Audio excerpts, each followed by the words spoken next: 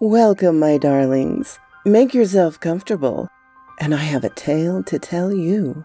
If you enjoy it, please be sure to hit the like button, subscribe, and leave me a comment. I always enjoy your comments. Now, let us begin.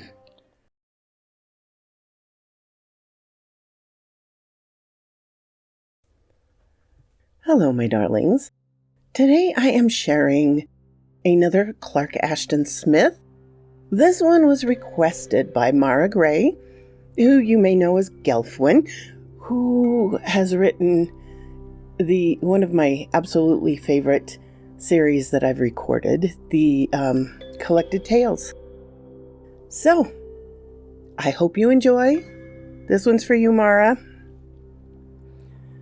The Weaver in the Vault, Clark Ashton Smith.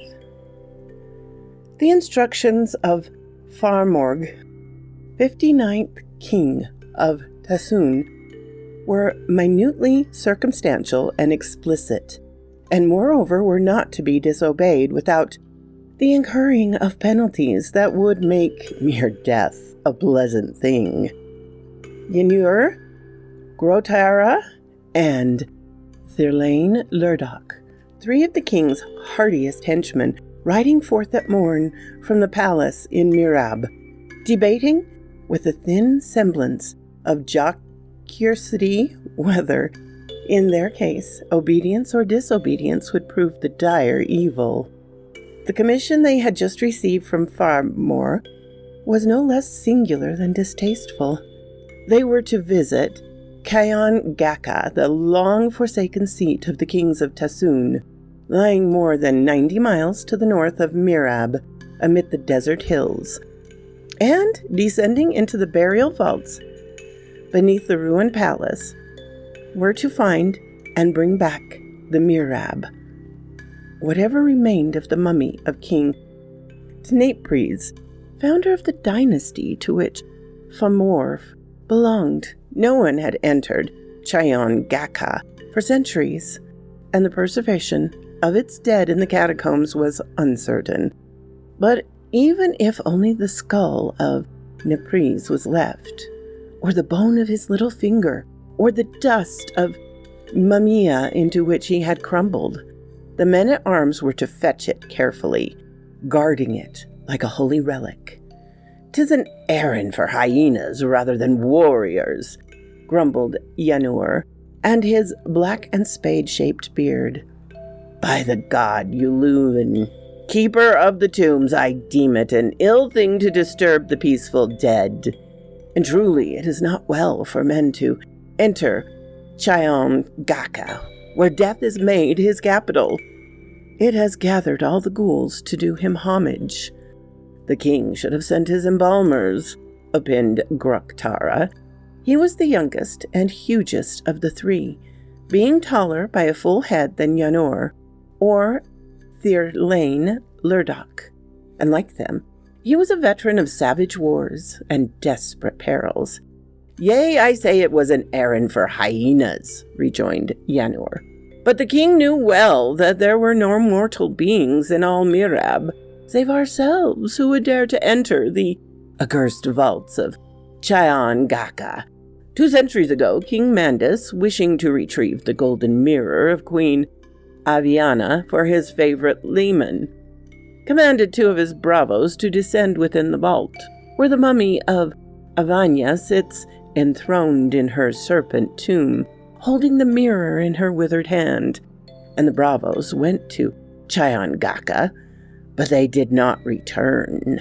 And King Mandus, being warned by a soothsayer, did make no second attempt to procure the mirror, but consented his leman with another gift. Ynur, thy tales would gladden those who await the scything of the executioner," said Thirlane Lurdoch, the oldest of the trio, whose brown beard was faded to a hempen hue by desert suns. "But I chide thee not. It is common knowledge that the catacombs are ridden with worse hauntings than those of liches or phantoms. Strange devils came there long ago from the mad, unholy desert of Doloth, and I have heard it told that the kings forsook Chayangaka because of certain shadows that appeared at full noon in the palace halls, with no visible form to cast them, and would not depart thereafter, being changeless amid all the changings of the light, and wholly undimmed by the exorcism of priests and sorcerers. Men say that the flesh of any who dared to touch the shadow or tread upon them became black and putrid like the flesh of month-old corpses, all in a mere instant. Because of such testing, when one of the shadows came and sat upon his throne, the right hand of King Agmeni rotted to the wrist and fell away like the sloughing of a leper, and after that no man would dwell in Chayangaka. Verily I have heard other stories, said Yenor. The town's abandonment was due mainly to the failure of the wells and cisterns, from which the water vanished following an earthquake that left the land riven with deep hell chasms. The palace of the kings was sundered to its nethermost vault by one of the chasms, and King Agmeni was seized by a violent madness when he inhaled the infernal vapors issuing from the rent, nor was he ever wholly sane in his latter lifetime, after the quitting of Chayangaka and the rearing of Mirab. Now that is a tale that I can believe, said Grotara, and surely I must deem that Famorf has inherited the madness of his forefather, Agmeni, methinking that the royal house of Tansoon rots and totters to its fall. Harlots and sorcerers swarm in the palace of Famor like charnel worms, and now, in this princess, Lunalia of Zilak, whom he has taken to wife, he has found a harlot and a witch in one. He has sent us on this errand at the prompting of Lunalia, who desires the mummy of Tnezprez for her own unhallowed purposes. Tnezprez, I have heard, was a great wizard in his time, and Lunalia would avail herself of the potent virtue of his bones and dust in the brewing of her philtres. I like not the task of such purveyance. There are mummies enough in Mirab for the making of potions to madden the queen's lovers. Famor is utterly besought and befooled. Beware, admonished Thurlane Lurdoch, for Lunalia is a vampire who lusts ever for the young and strong, and thy turn may come next, O Grotara, if fortune brings us back alive from this enterprise. I have seen her watching thee. I would sooner mate with the wild Lamia, protested Grotara, in virtuous indignation. Thy aversion would help thee not, said Thurlane Lurdoch, for I know others who have drunk the potions. But we are now nearing the last wine shop in Mirab, and my throat is dusty before the very thought of this journey. I shall need a whole stoop of wine from Eurus to wash the dust away. Thou sayest sooth, agreed Yenor. Already I have become as dry as the mummy of Tnezprez. And thou, Grotara? I will quaff any drink, if it be not the philtry brew of Queen Lunalia.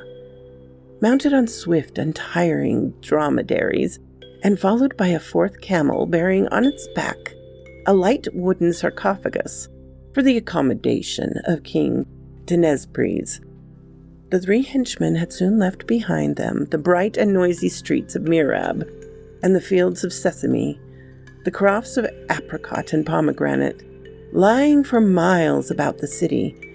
Before noon they had parted from the route of the caravans, and had taken a road that was seldom used by any but lions and jackals.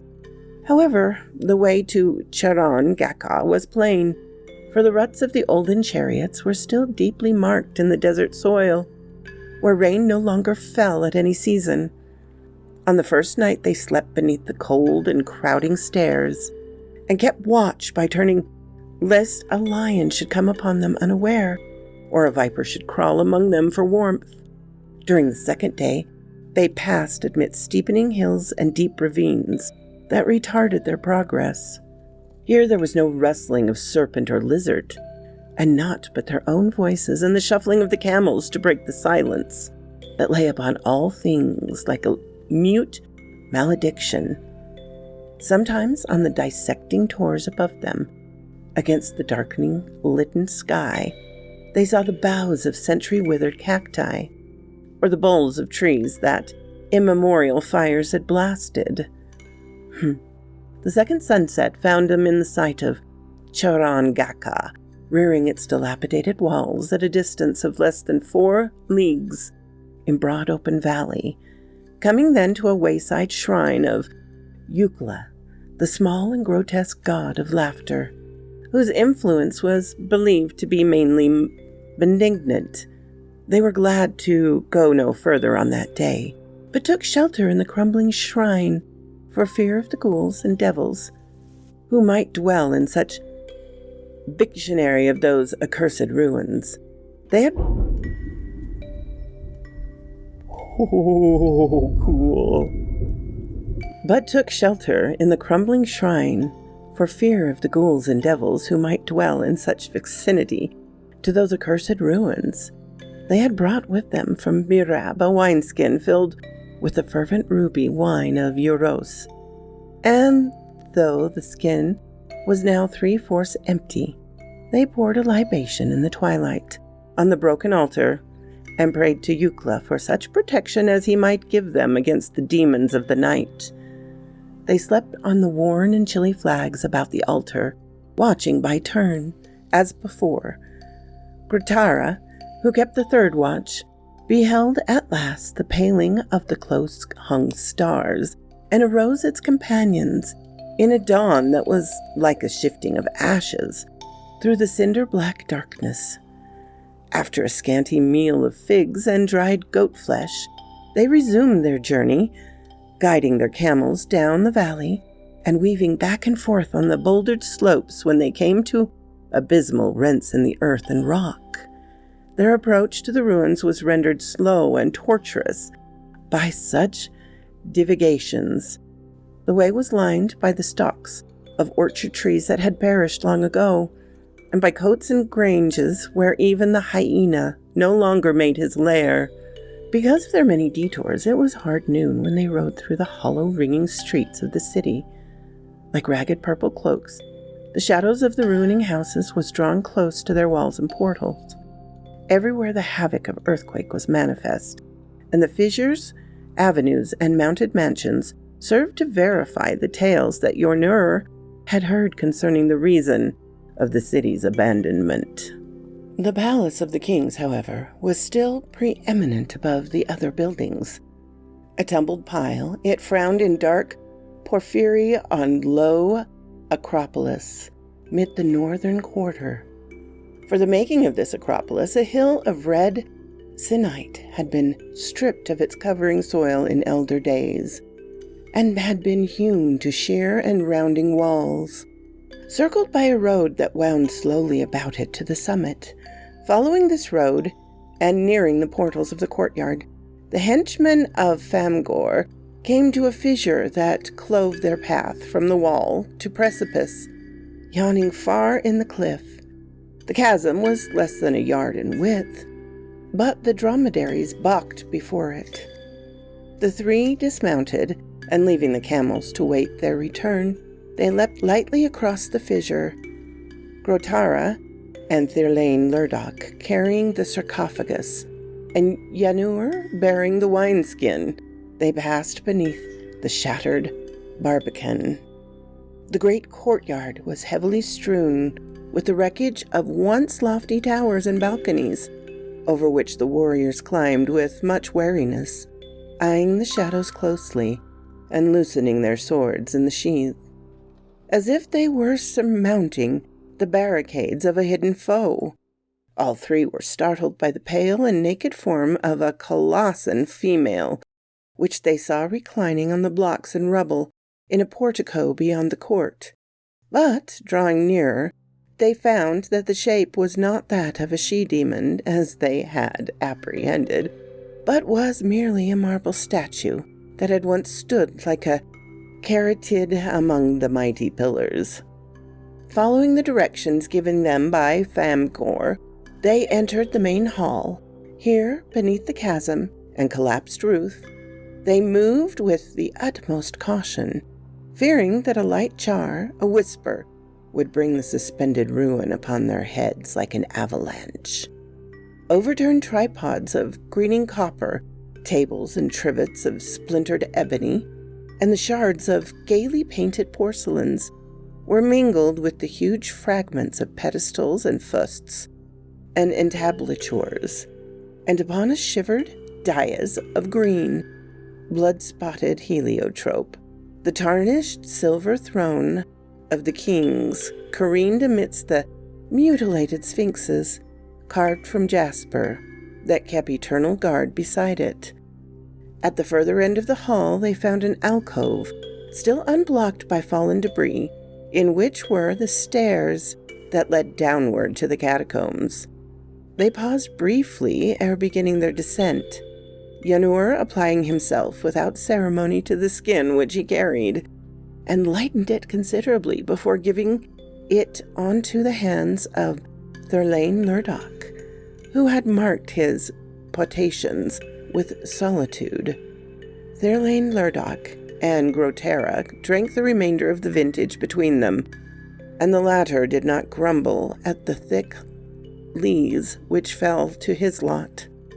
Thus replenished, they lit 3 torches of pitchy terebinth, which they had brought along in the sarcophagus. Yanur led the way, daring the tenebrous depths with drawn sword, and a torch flaming smokily in his left hand. His companions followed behind, bearing the sarcophagus in which, by raising the hinged lid slightly, they had socketed the other torches. The portent wine of Euros mounted with them, driving away their shadowy fears and apprehensions.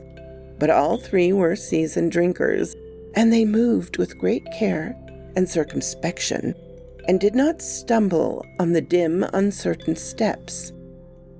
Passing through a series of wine cellars full of cracked and sharded jars, they came at last, after many zigzag plungings of the stairs, to a vast corridor hewn in the nether senite, below the level of the city streets. It stretched before them through illimitable gloom, its walls unshattered, and its roof admitting no crevice-filtering ray. It seemed that they had entered some impregnable citadel of the dead.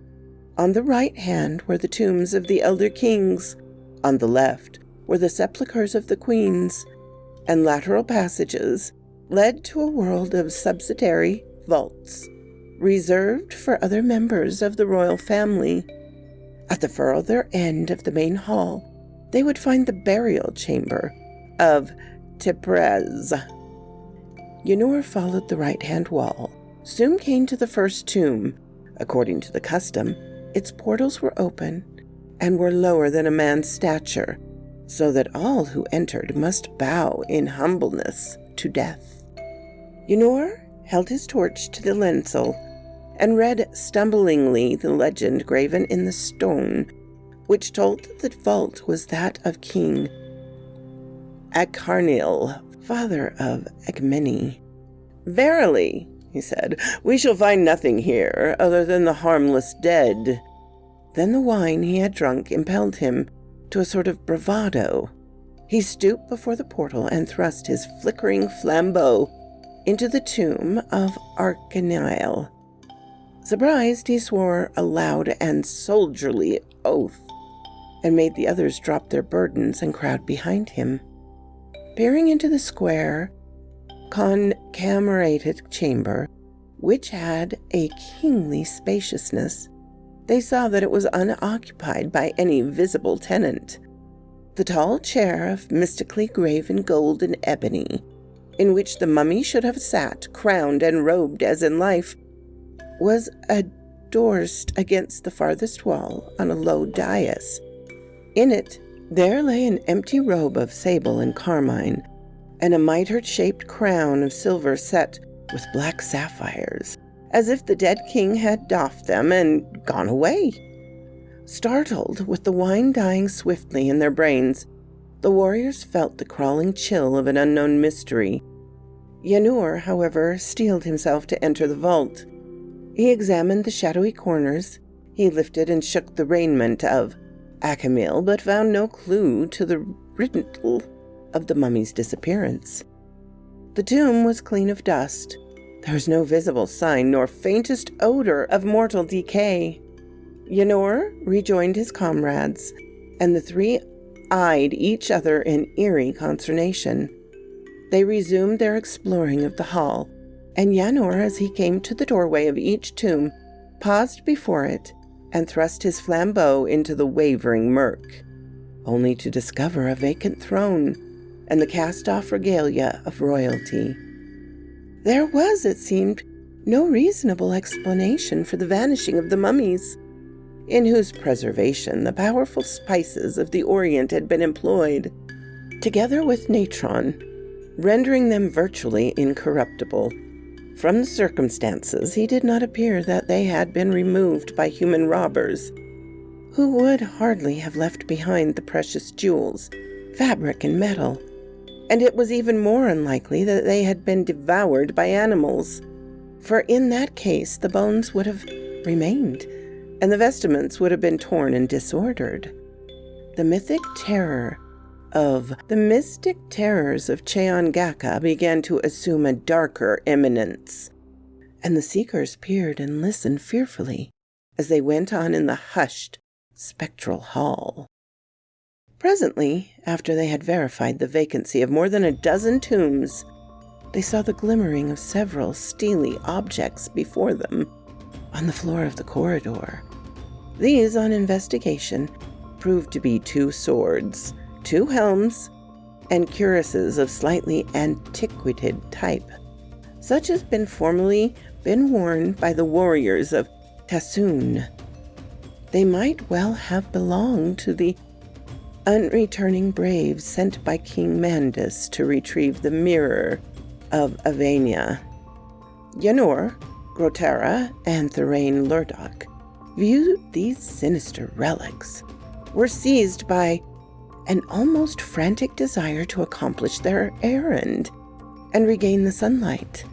They hurried on, no longer pausing to inspect the separate tombs, and debating as it went the curious problem that would be presented if the mummies sought by Famgor and Lunalia should have vanished like the others.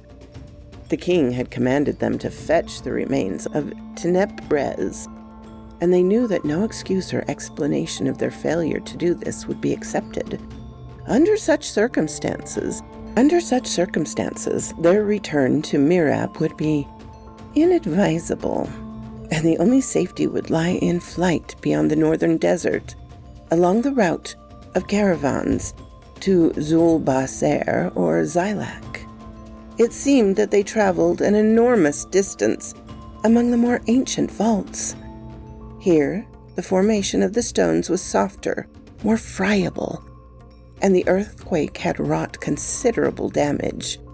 The floor was littered with detritus, the sides of the roof were full of fractures, and some of the chambers had partially fallen in, so that their vacancy was revealed to casual peering of Yanur and his companions.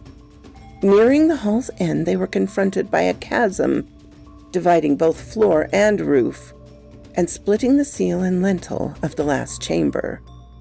The gulf was about 4 feet wide, and the torch of Yanur could not disclose its bottom. He found the name of Tenep-Rez on the lintel, whose antique inscription telling the deeds and titles of the king had been sundered in twain by the chasm. Then, walking on a narrow ledge, he entered the vault. Grotera and Therain Lurdoch crowded behind him, leaving the sarcophagus in the hall. The sepulchral throne of Tenep-Rez, overturned and broken, was lying across the fissure that had rifted the whole tomb from side to side. There was no trace of the mummy, which from the chair's inverted position had doubtlessly fallen into those yawning depths in the hour of its overthrow. Before the seekers could voice their disappointment and their dismay, the silence about them was broken by a dull rumbling as of distant thunder. The stone trembled beneath their feet. The walls shook and wavered, and the rumbling noise in long, shuddering undulations grew louder and more ominous. The solid floor appeared to rise and flow with the continuous sickening motion.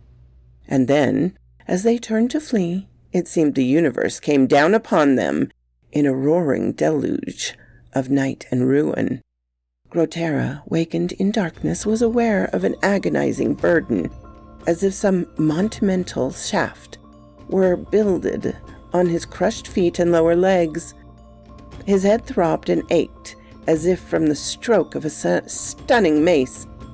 He found that his arms and body were free, but the pain in his extremities became insufferable, causing him to swoon anew when he tried to drag them from beneath their encumbrance.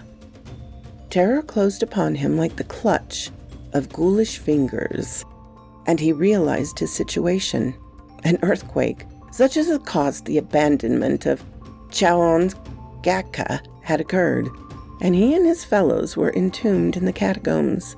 He called aloud, repeating the name of Yanor and Thurlane Lurdoch many times, but there was no groan or rustle to assure him that they still lived. Reaching out with his right hand, he encountered numerous pieces of rubble. Slewing himself towards them, he found several boulder-sized fragments of stone, and among them a smooth and roundish thing with a sharp ridge in the center, which he knew for the crested helmet worn by one of his companions.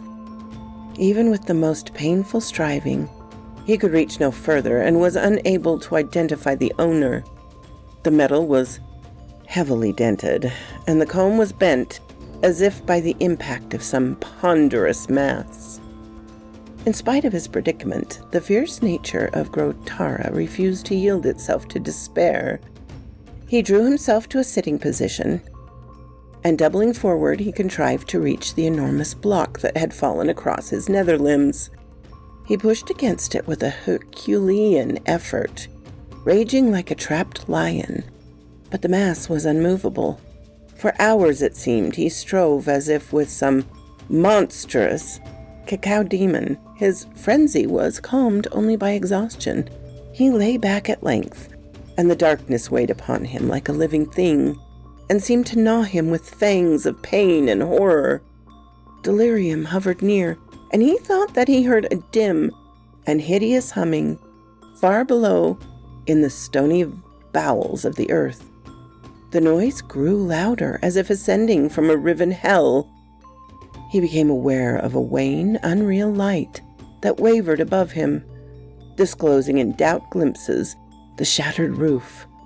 The light strengthened, and lifting himself a little, he saw that it poured from the earthquake chasm in the floor.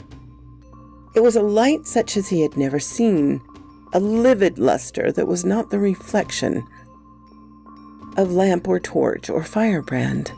Somehow, as if the senses of hearing and sight were confused, he identified it with the hideous humming. Like a sourceless dawn, the luminosity crept upon the ruin wrought by the tremblor.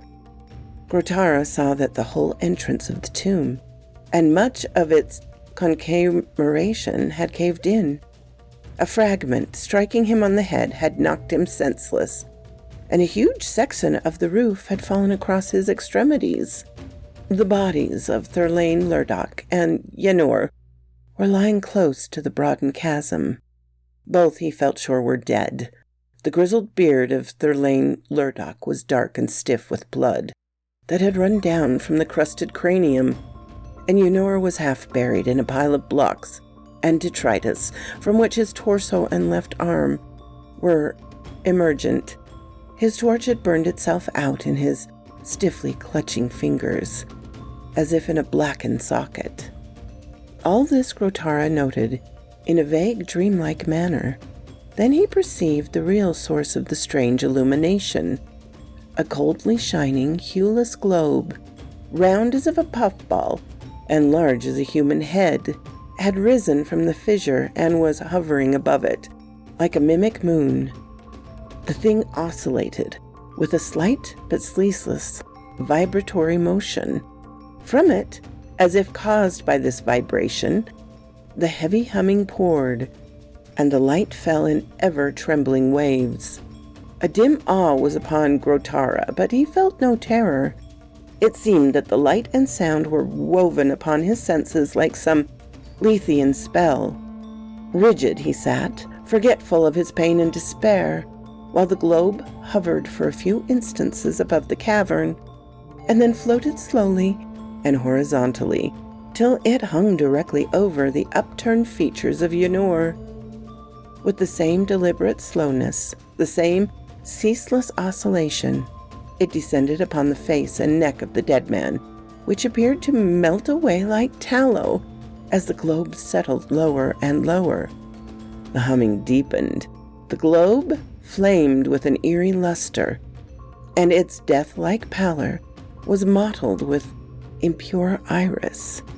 It swelled and bloated obscenely, while the whole head of the warrior shrank within the helmet, and the plates of his cuirass fell as if the very torso were shriveling beneath it.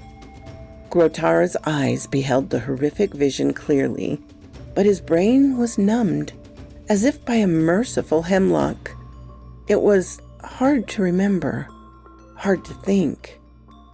But somehow he recalled the empty tombs, the ownerless crowns and vestments, the enigma of the missing mummies, over which he and his companions had puzzled vainly, was now resolved.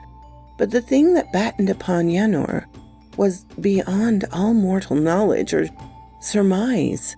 It was some ghoulish denizen of a netherworld, set free by the demons of earthquake.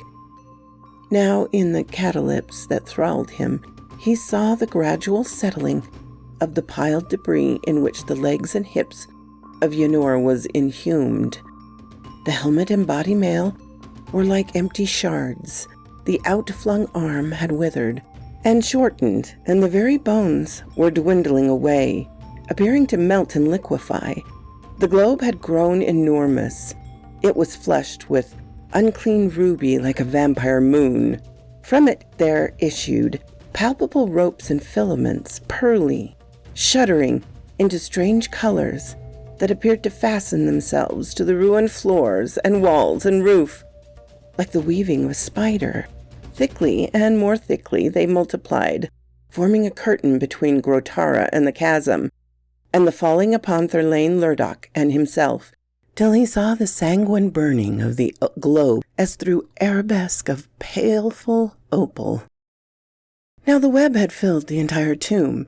It ran and glistened with 100 changing hues. It dripped with glories drawn from the spectrum of resolution. It bloomed with ghostly blossoms and foliage that grew and faded as if by necromancy. The eyes of Grotara were blinded, and more he was meshed in the weird web. Unearthly chill as fingers of death, its gossamer clung and quivered upon his face and hands. He could not tell the duration of the weaving, the terms of his enthrallment. Dimly, at last, he beheld the thinning of the luminous threads, the retraction of the trembling arabesques. The globe, a thing of evil beauty, alive and aware in some holocryptic fashion, had risen now from its empty armor of Yenor, diminishing to its former size, and putting off its colors of blood and opal. It hung for a little above the chasm. Grotara felt that it was watching him, was watching Thurlane Lurdoch. Then, like a satellite of the nether caverns, it fell slowly into the fissure, and the light faded from the tomb and left Grotara in deepening darkness. After that, there were ages of fever, thirst, and madness, of torment and slumber, and recurrent strugglings against the massive block that had held him prisoner. He babbled insanely, he howled like a wolf, or lying supine and silent, he heard the multitudinous, muttering voices of ghouls that conspired against him. Gangrening swiftly, his crushed extremities seemed to throb like those of a Titan. He drew his sword with the strength of delirium and endeavored to saw himself free at the shins, only to swoon from the loss of blood. Awakening feebly, and scarce able to lift his head, he saw that the light had returned, and heard once more the incessant, vibrating humming that filled the vault. His mind was clear, and weak terror stirred within him, for he knew that the weaver had risen again from the chasm, and he knew the reason of its coming.